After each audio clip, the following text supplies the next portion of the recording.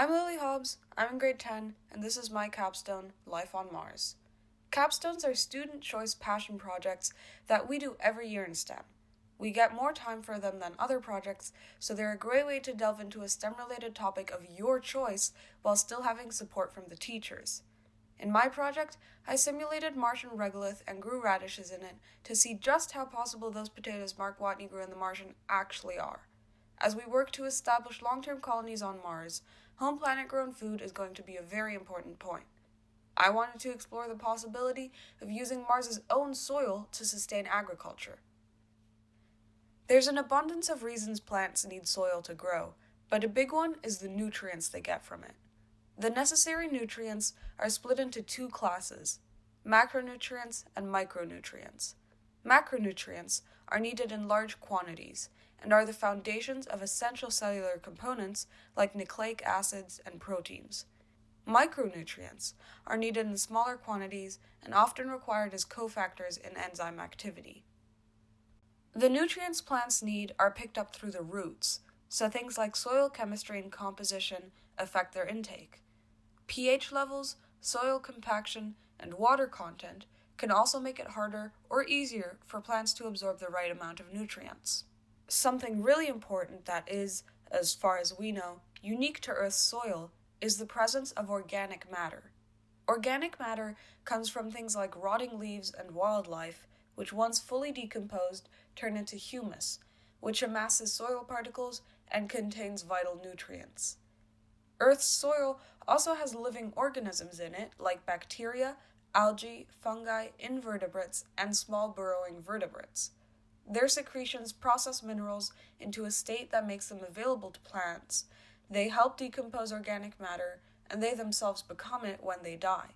All this is unique to Earth's own soil. Even without these organisms, though, plants grow really well in most soils, as I could tell from the success of my control batch, which grew without any fertilizers. Martian soil, on the other hand, is relatively inhospitable to plants. This is interesting because in theory, it has all the macro and micronutrients required to grow plants.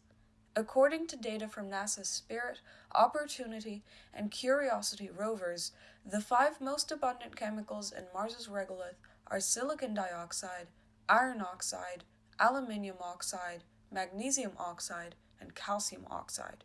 These are all nutrients plants require, but they're just not in the forms that they would be able to absorb them in. Even if there is potassium or iron or whatever it is in the ground, it's not guaranteed the plant will actually be able to absorb the nutrients, a process that's largely facilitated by organic matter and living organisms on Earth. Depending on the area of the planet, there could also be a deficiency in certain nutrients or too high a concentration of others, which would prove toxic to the plants. In my own experiment, for example, both the pure Martian soil batch and the 50-50 Martian and Earth soil batch ended up withering due to a lack of nutrients. This is despite the fact that my simulant was made of those 5 most abundant chemicals, all of which are some of the nutrients plants need. Notably, though, they didn't have any nitrogen, phosphorus, or potassium. Since the sprouts started withering so early, the radishes I was growing in my Martian soil never actually managed to grow any stalks, but even then, their edibility would have been questionable, what with all the minerals and metals in the simulant. Martian soil has a perchlorate concentration of 0.5 to 1% in most areas, which is not a good idea to ingest, as it could lead to thyroid issues and even death. However, we can treat perchlorate in soil. One option is to rinse the soil a couple of times before use, because perchlorate dissolves in water. Another more compelling and efficient method would be using perchlorate-reducing bacteria. There's still a lot of research going into these bacteria, but the hypothesized reduction pathway goes from perchlorate to chlorite, and finally to chloride and oxygen. Using these bacteria, we would be able to biologically reduce the perchlorate in the soil and get oxygen in return, which is a very inviting prospect. Exploration of multi-use methods like this one is going to be invaluable when working towards maximizing efficiency and well-being on a Martian base. All in all, my experiment went very well, and let me explore a really intriguing topic. My radishes grew similar to what I expected, but still, paired with the research I did, gave me fascinating insights into how plants would grow on Mars. To answer my original question, Mark Watney would have died from the perchlorate concentration, but it may very well be that his potatoes would have grown. With a bit more research, I think realizing agriculture on Mars will be easier than we'd have thought. If I was to expand upon my project, I would simulate lunar regolith and see whether there's much difference between the Martian and lunar soils.